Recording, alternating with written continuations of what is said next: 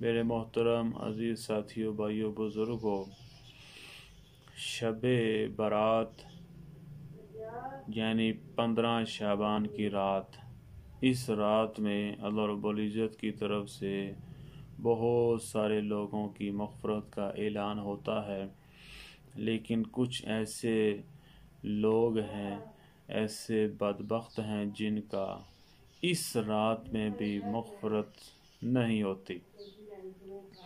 وہ کون کون سے ہیں وہ انشاءاللہ میں تھوڑے ٹائم میں آپ کو بتا دیتا ہوں۔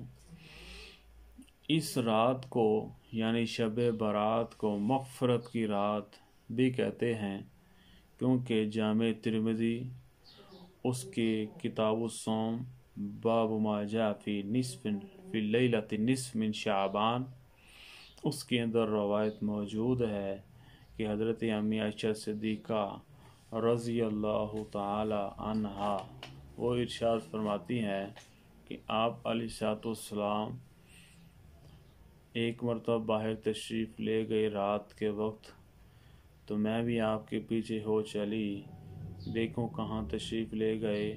آپ علیہ السلام نے فرمایا، عائشہ کہ آپ نے سوچا کہ اللہ اور اس کا رسول تم پر ظلم اور زیادتی کرے گا؟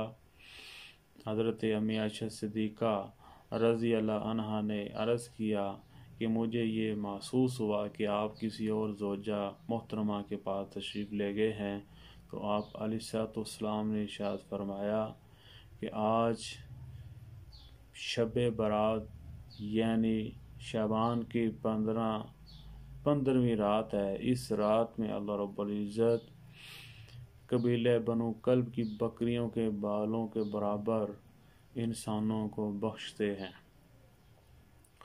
تو اللہ رب العزت اتنی زیادہ انسانیت کی تعداد کو بخشتے ہیں۔ مفسرین فرماتے ہیں، محدثین فرماتے ہیں کہ بنو کلب کی بکریاں وہ بہت زیادہ تھیں، اس وجہ سے مثال پیش کی آپ علیہ السلام نے۔ اب یہ عرض کرنا ہے کہ اس رات میں کون سے ایسے لوگ ہیں جن کی بخشش نہیں، مغفرت نہیں۔ نمبر 1، مشرک، یعنی جو اللہ کے ساتھ دوسروں کو ذات و صفات میں شریک کرے، ایسے آدمی کو مشرک کہتے ہیں، اس کی اس رات میں بخشش نہیں۔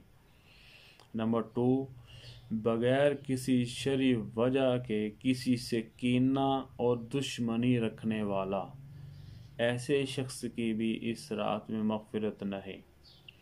تیسرا، اہل حق کی جماعت سے الگ رہنے والا، ایسے شخص کی بھی اس رات میں مغفرت نہیں۔ نمبر 4، زانی و زانیہ، یعنی ناجائز تعلقات رکھنے والے مرد اور عورت، ان کی بھی اس رات میں بخشش اور مغفرت نہیں۔ نمبر 5، رشتہ داری توڑنے والا، ناتا توڑنے والا، ایسے آدمی کی بھی اس رات میں بخشش اور مغفرت نہیں۔ نمبر 6، ٹخنوں سے نیچے اپنا کپڑا لٹکانے والا، ایسے آدمی کی بھی بخشش اور مغفرت نہیں۔ لیکن یہ وضاحت ضروری ہے، اگر تکبر سے لٹکائے گا تو پھر اس وعید میں شامل ہوگا، ادروائز اس میں شامل نہیں ہوگا۔ 7واں، ماں باپ کی نافرمانی کرنے والا، اس کی بھی اس رات میں بخشش اور مغفرت نہیں۔ نمبر 8، شراب یا کسی دوسری چیز کے ذریعے نشہ کرنے والا، اس کی بھی اس رات میں بخشش اور مغفرت نہیں۔ نمبر 9، اپنا یا کسی دوسرے کا قاتل یعنی ناحق قتل کرنے والا، اس کی بھی اس رات میں بخشش اور مغفرت نہیں۔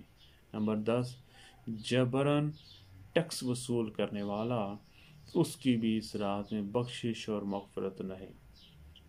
نمبر 11، جادوگر، جو کالا جادو کرتے ہیں، ایسے لوگوں کی بھی اس رات میں بخشش اور مغفرت نہیں۔ نمبر 12، ہاتھوں کا نشانہ وغیرہ دیکھ کر، یعنی ہاتھوں کے نشانات وغیرہ دیکھ کر غیب کی خبریں بتانے والا، ایسے شخص کی بھی مغفرت اس رات میں نہیں۔ نمبر 13، ستاروں کو دیکھ کر فال کے ذریعے خبریں دینے والا، ایسے شخص کی بھی اس رات میں بخشش اور مغفرت نہیں۔ نمبر 14، طبلہ اور باجا بجانے والا، ایسے آدمی کی بھی اس رات میں بخشش اور مغفرت نہیں۔